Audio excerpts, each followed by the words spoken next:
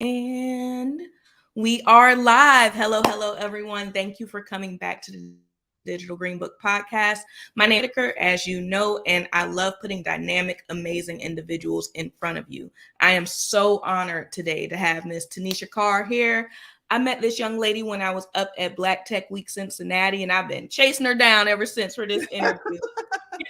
I'm so honored that you're here today, Teneshia. Thank you so much for being here. Yeah, I'm really excited to talk to you. Thank you so much. And you haven't been chasing me, girl. Like, don't be talking about you chasing me. What you talking about? Like, I'm too busy to talk to you. You do so many amazing and dope things, and I really love that a lot of the spaces that I'm curious about, I find you there, active, engaged, and Yeah. that's phenomenal to me.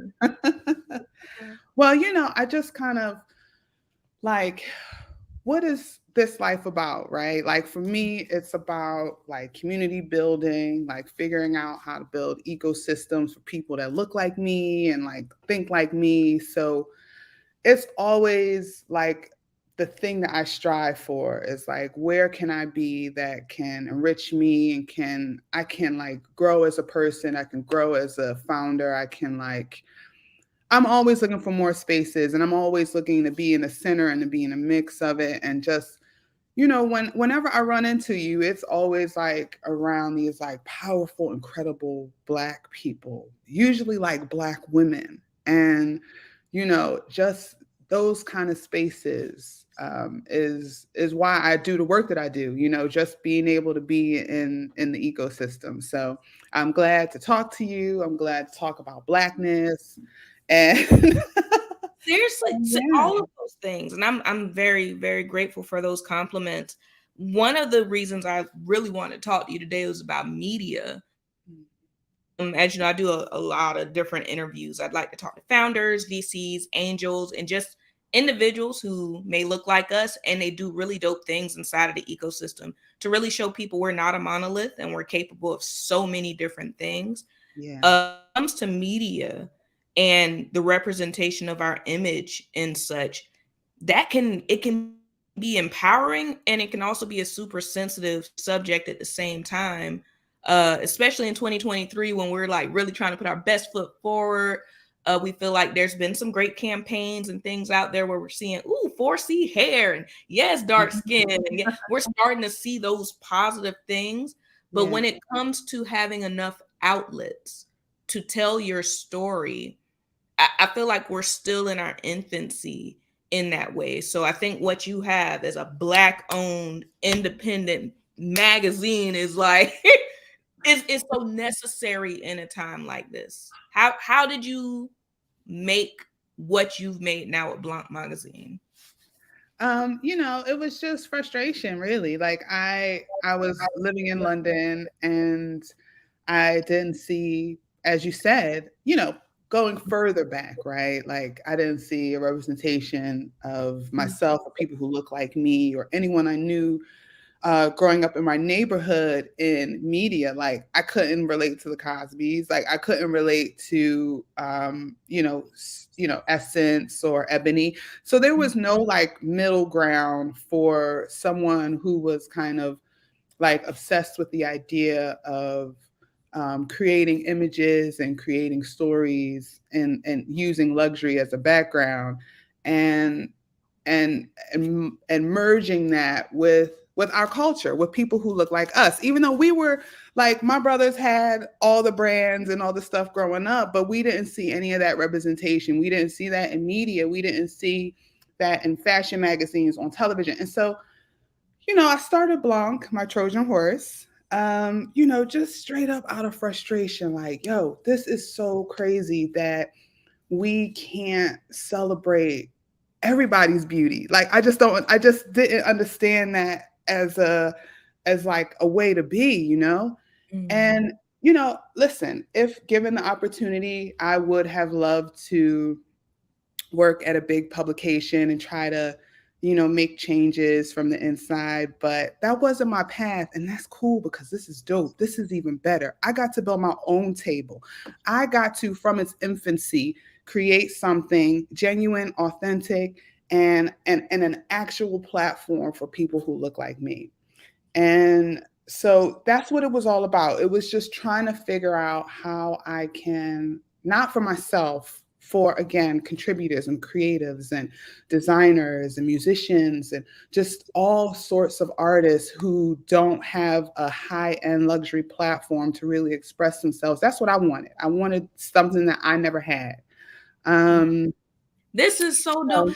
so, The cool thing for me is in this age of social media, there's so many different outlets that you can have to express yourself for the same platform. So we all know how hard it is to get through the IG algorithm. Anybody who's been trying to work on that, even myself, for y'all to have 134,000 followers off an organically created, independently Black owned magazine is astronomical.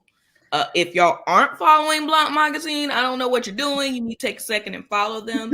And of course, you can navigate to their native website and explore their shop here. But I just love how dynamic and colorful and represented we are.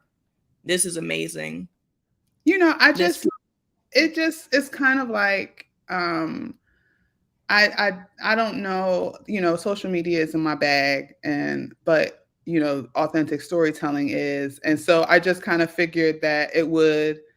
And obviously I could use more expertise. Like, listen, I'm a founder and I'm like growing every day, and also I learned my business from absolute scratch. Like every single part of my business, from printing to distribution to how to create content to how to build a magazine, I learned myself.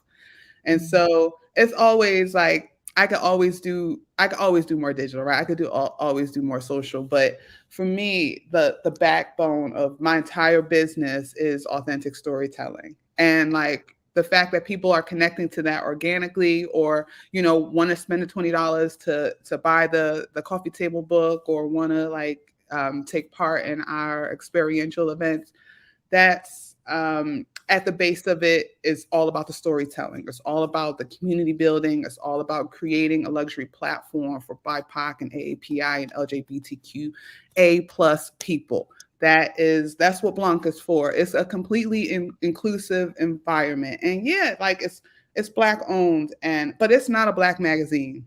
Like I just kind of, it's not. It's for all of us. Whether you're 4 or 94, whether you're a size 2 or a size 24, you should find yourself in my pages and you should be represented there. We should be represented everywhere, yo. Like, this is what the world looks like. It looks like my magazine. It does. Like, if you look on my Instagram, that's what the world looks like. Like, yeah, there's Gucci and there's Fendi, but but there's also grandmothers, and there's also, breast cancer survivors, and there's also beautiful 300-pound women who are owning their own. And all of it is beautiful. All of it is all of us here together. So, you know what the interesting thing is? It's something I've noticed that we uniquely do. I think there's a lot of people who do this, but I think it's an inherent characteristic in Black women. I saw it was either a reel or a TikTok the other day where I think it was a family, and they had a little grandbaby, and they were making the grandbaby like run to different family members to see which one was the favorite family member of the grandchild. And one person got chose absolutely last out of like 12 people, but the 11th person was a Black woman, and she reached over and hugged the other grandma to make her feel included, so she didn't feel like she was last. And I mentioned that because I think even with what you've done here with your magazine, this is a Black owned magazine. You can put whatever you want in here. Yeah. But as Black women natively, we want everyone to feel included. It's not this exclusionary fence or field that we've put up. It's literally, I'm not making this thing to exclude everyone else. I just noticed that in other spaces, I'm not represented. So I'm going to make something so everyone feels included. Yes. I That's think that's right. Like, look, don't be mistaken. Like, 70% of the content is Black folks in there. Like, we are highly represented in this jam. But make no mistake.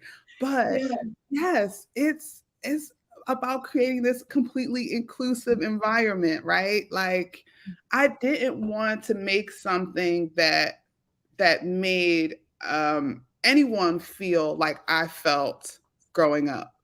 I wanted to make something that everyone could see themselves in. And it's sometimes it's hard to do that, but it's actually quite easy. It's quite easy to put, my 89-year-old grandmother in Marc Jacobs runway and shoe her at a family barbecue.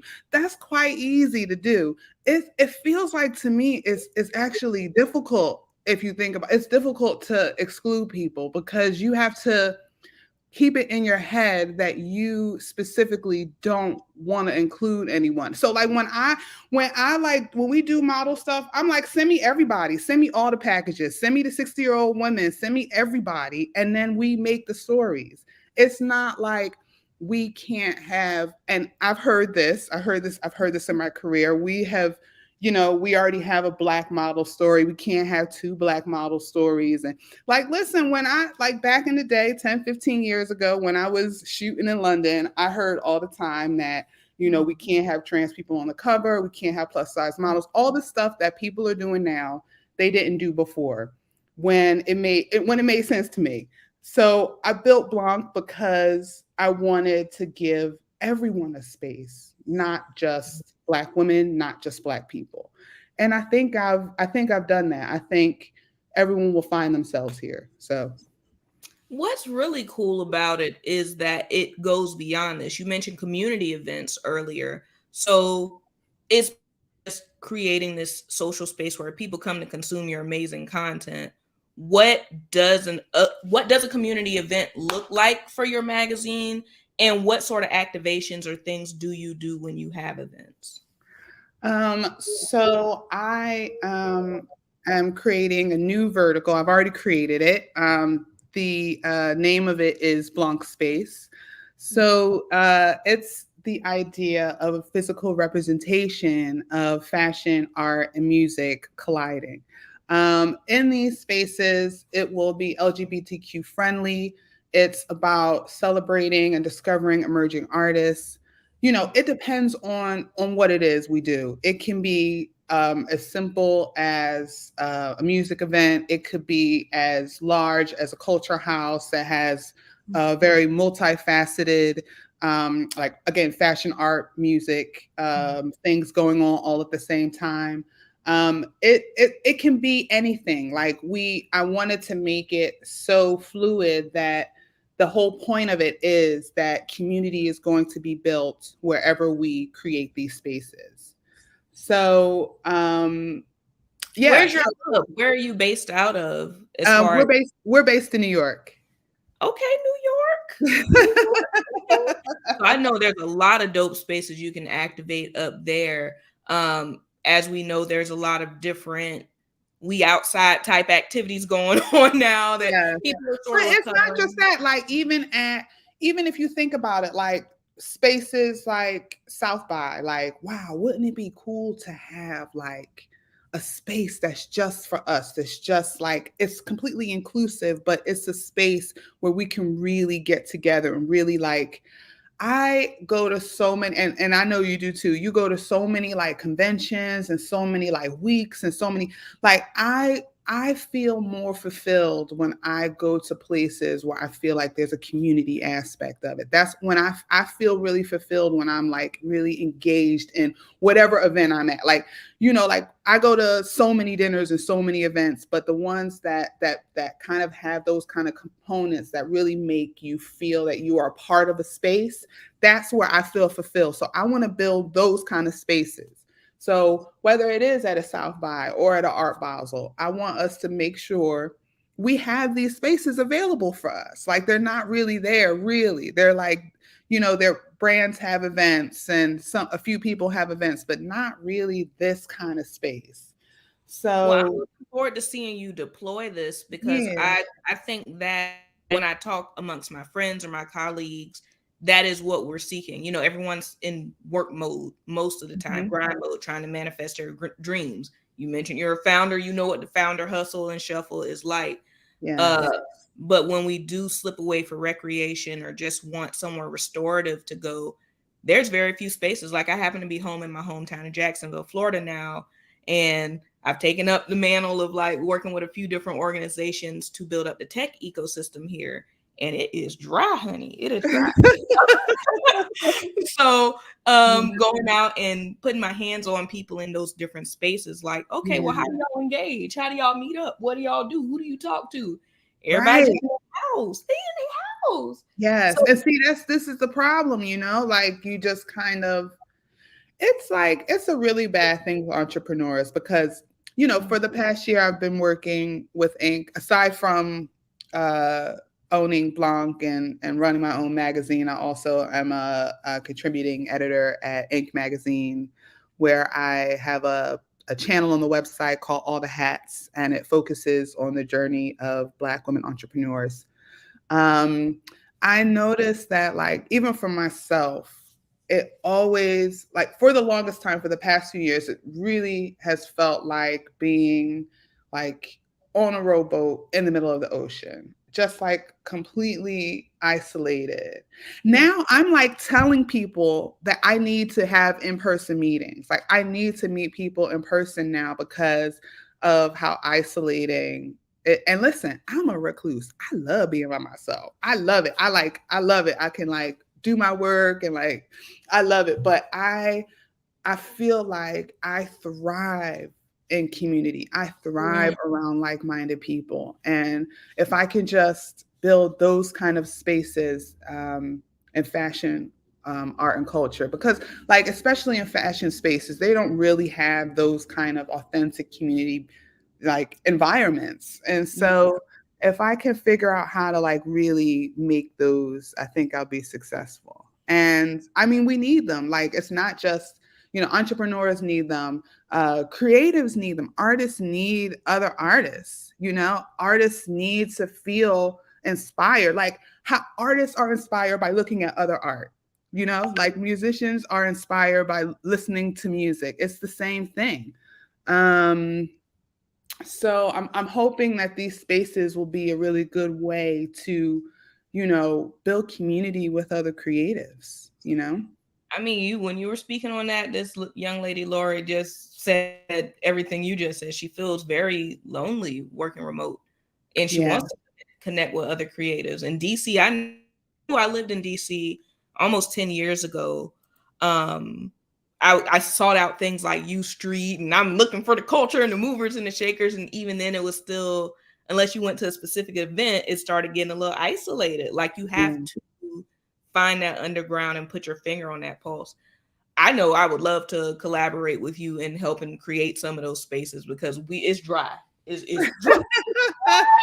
Ooh, Jackson. Where? Jacksonville? Jacksonville, Florida, and not just there. My co-founders and I are spread out across multiple cities. I know we'll be doing a few activations in March in Miami, Oh, great. um, DC in the summertime, looking at Philadelphia in May, and Jacksonville Oh, at that's some right point. from Philly.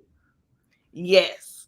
So what I'm spending the front of the year doing is reaching out, talking to people in the community, trying to be present, have in-person meetings, Zoom, StreamYard, virtual meetings. I mean, they help because at least you can see someone's face and their facial expressions.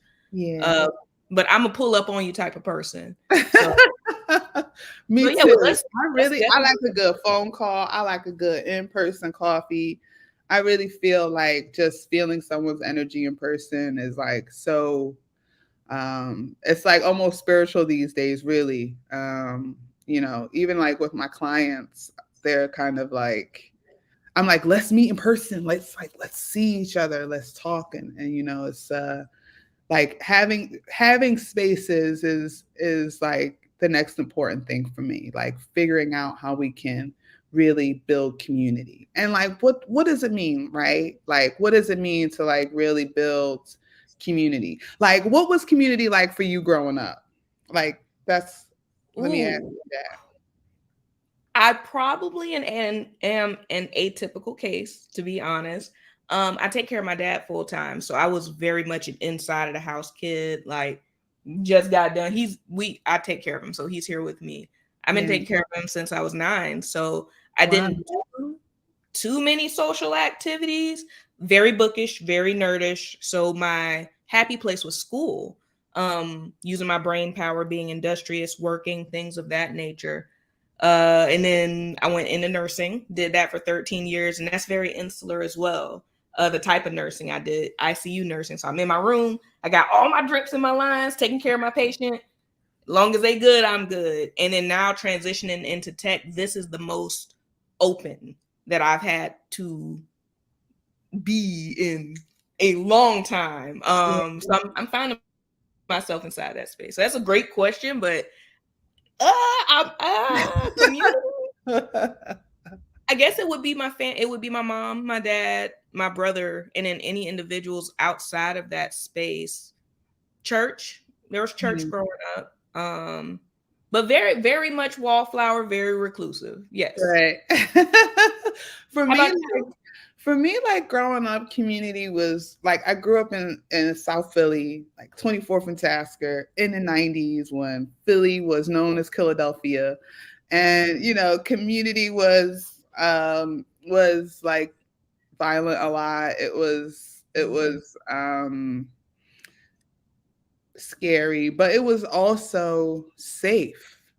Like even through all of the violence and all, I still felt safe because everybody knew me. Everybody knew my family. Everyone knew, like you're sitting on the porch, you're getting your hair braided, and you knew everybody that walked past. It was that sense of belonging, like and you know how Philly is like that anyway. Like you say, "Oh, where you from?" You're like, "Oh, I'm from 24th from Tanska," and it's just that's what I kind of want to build. I want to build that space, that like safety net, that like safety for us, where even in the turmoil of what the world is, you can come into this space. And it may seem like it's a silly thing to hold up like fashion art, but no, like fashion art and music, that's the intersection of culture. That's what makes culture. So like you come into these spaces and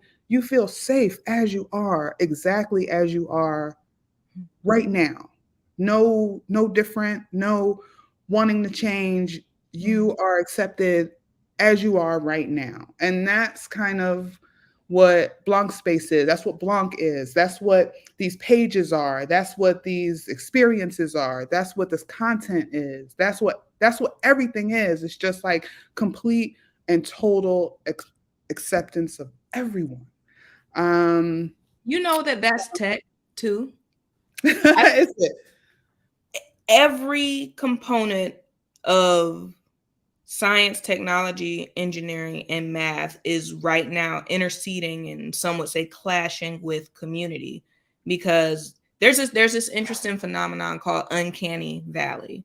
That is, how close can science and AI get to the human experience, and that perceivable difference between the two is the uncanny valley. Like if you had a robot and you had a human, the difference between you being able to distinguish the two is that valley.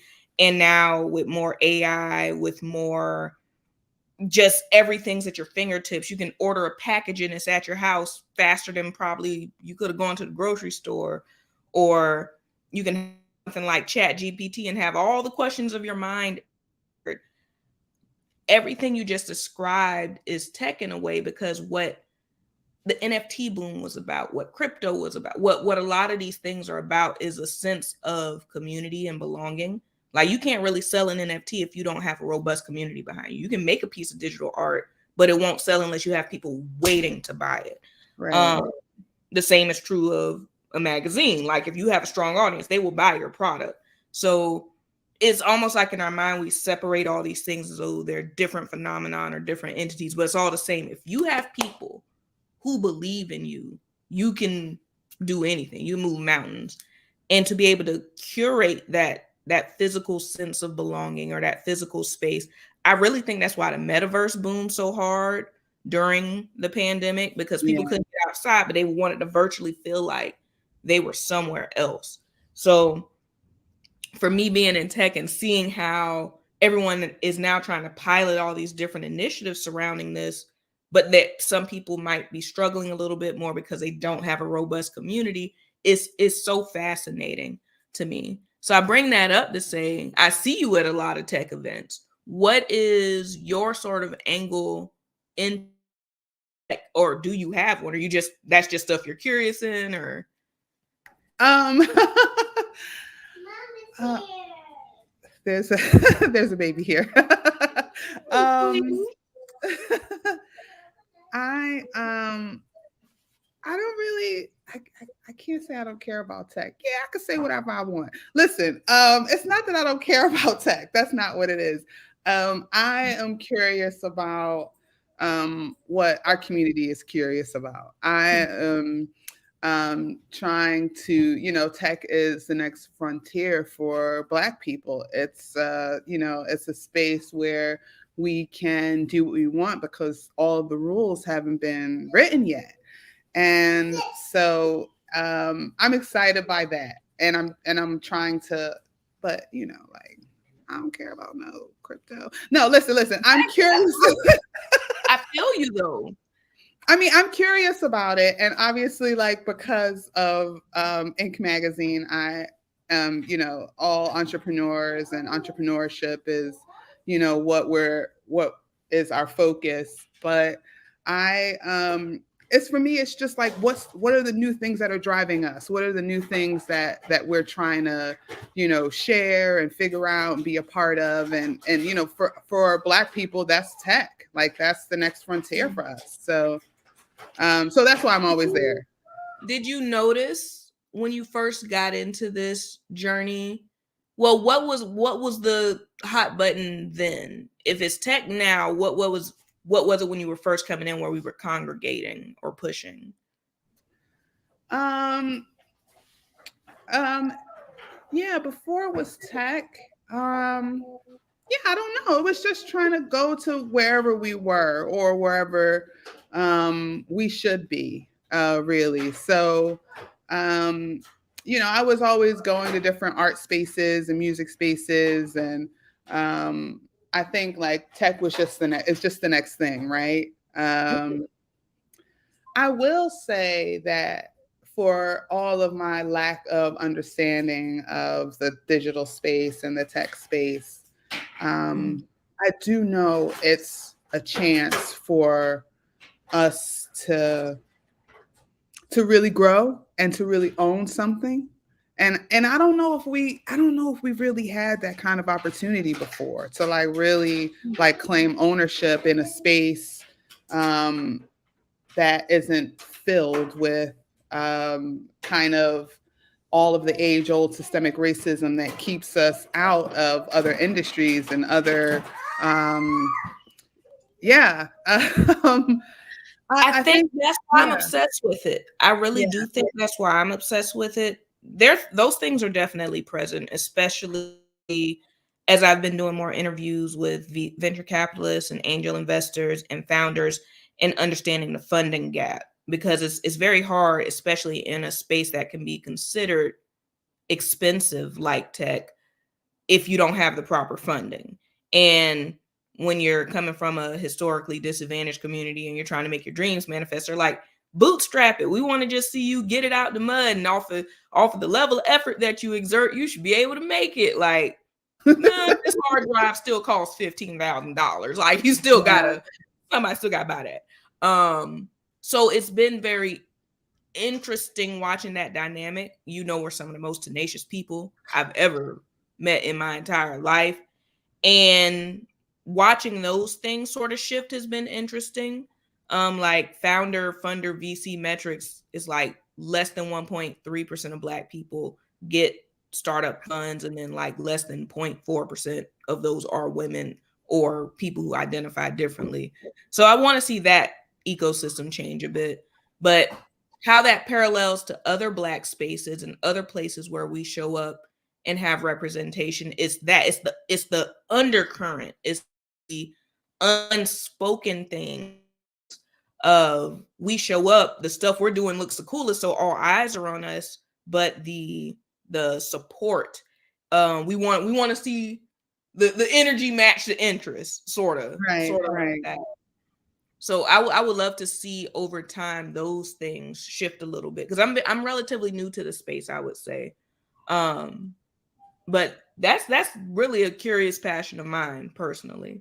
Hmm. So you describe yourself as a founder, and that's directly in relation to your magazine. What sort of things have you noticed as a founder that you've had to overcome that you think might parallel to other founder stories? Oh, well, my story as a founder is an old story, it's old as time. Roadblocks at every step, from financing to lack of opportunities to getting opportunities but being paid less than all of my counterparts. It's I'm tired of talking about the struggle, if I'm honest though.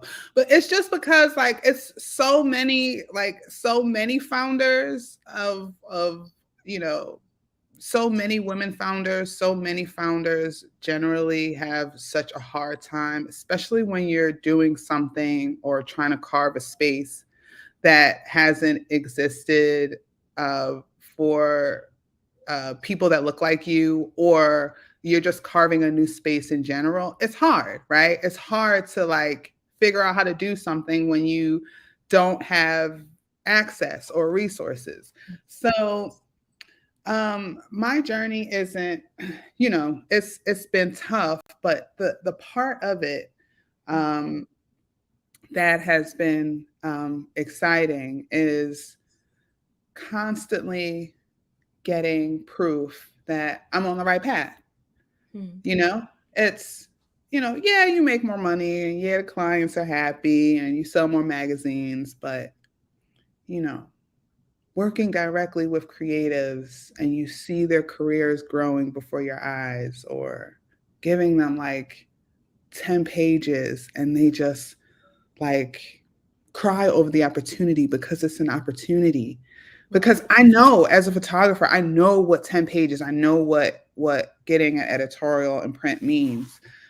Um, that is what makes the journey worth it. That's what makes all of the figuring out that I've had to do over the past 10 years um, made it worth it. Um, so I don't think it's been really, really hard. It's been really, really hard.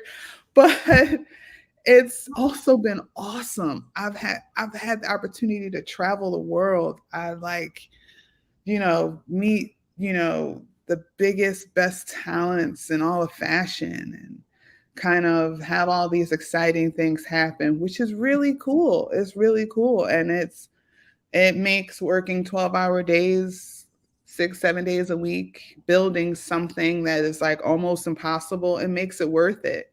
Um, You so said yeah, it it's right not the there. struggle. It's the triumph for me that makes it something worth talking about.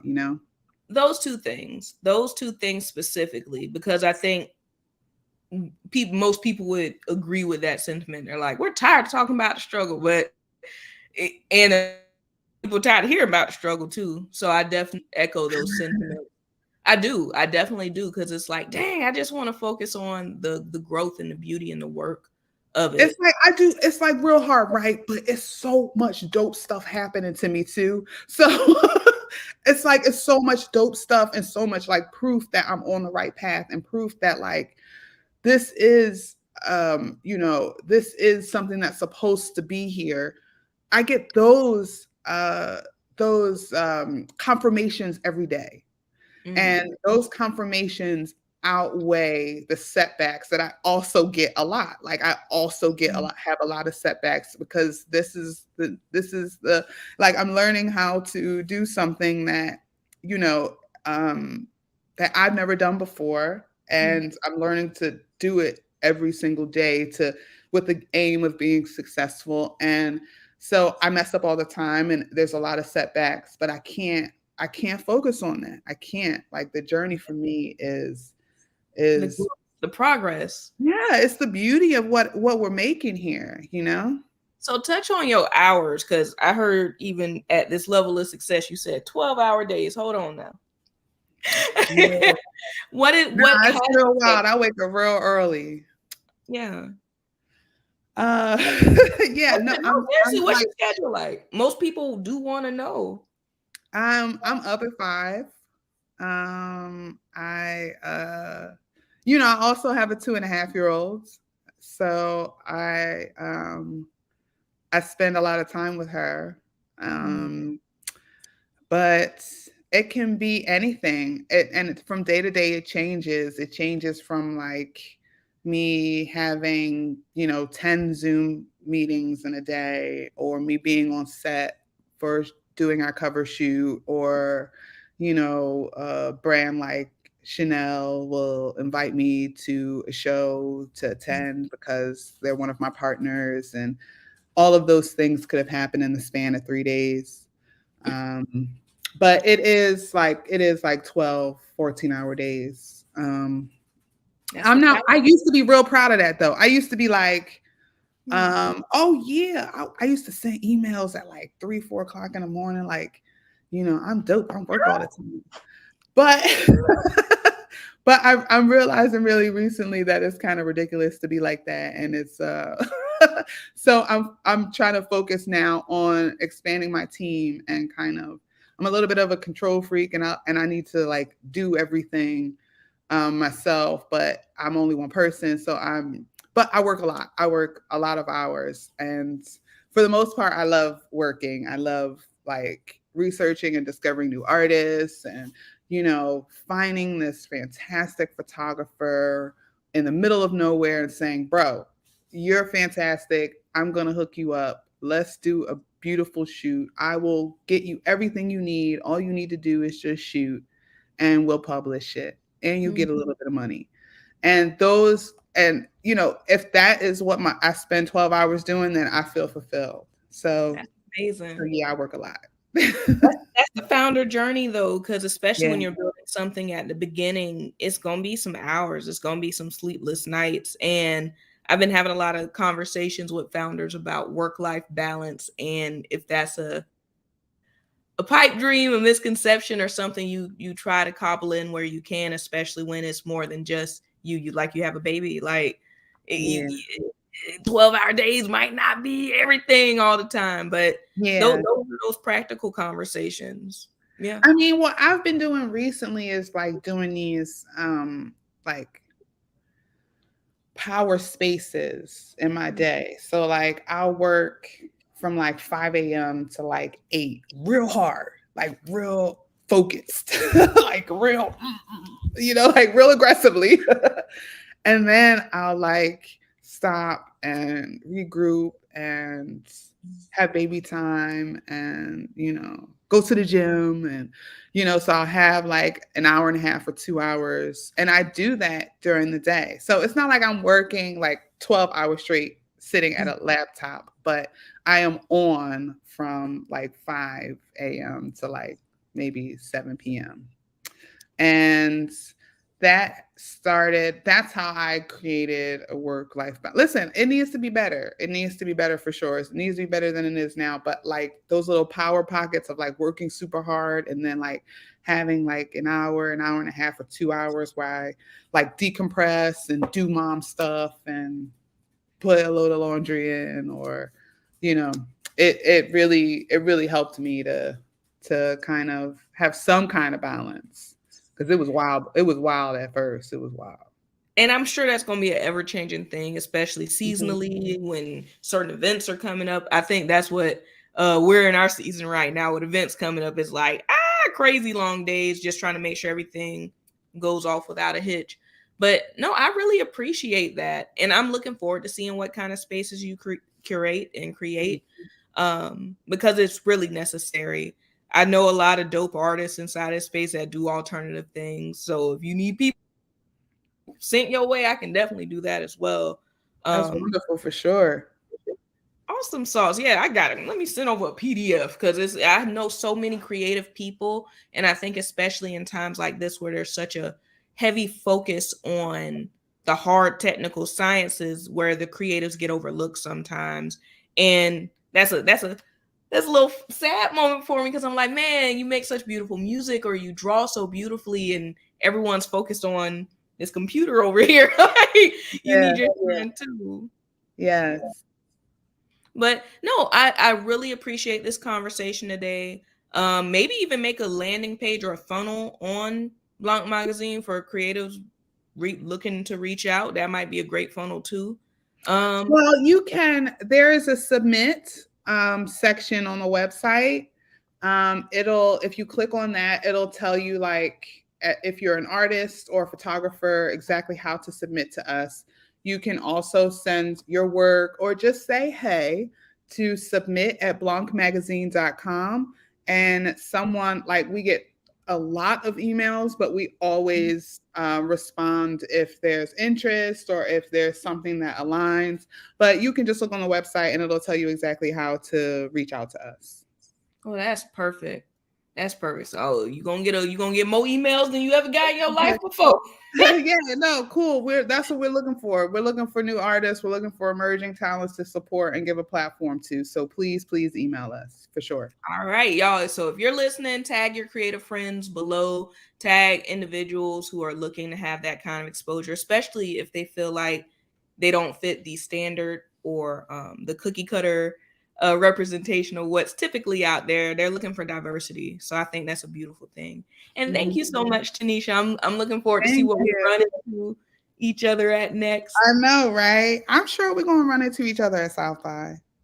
Yeah, I want to do South by Southwest so badly. All the things. I want to do all the things I did last year, plus more things that I did not do yet. Yes. Well, we'll definitely run into each other. Thank you so much for giving me this space. I really appreciate you. Absolutely. Have a great time, y'all. Thank you for tuning in. Yay. Bye.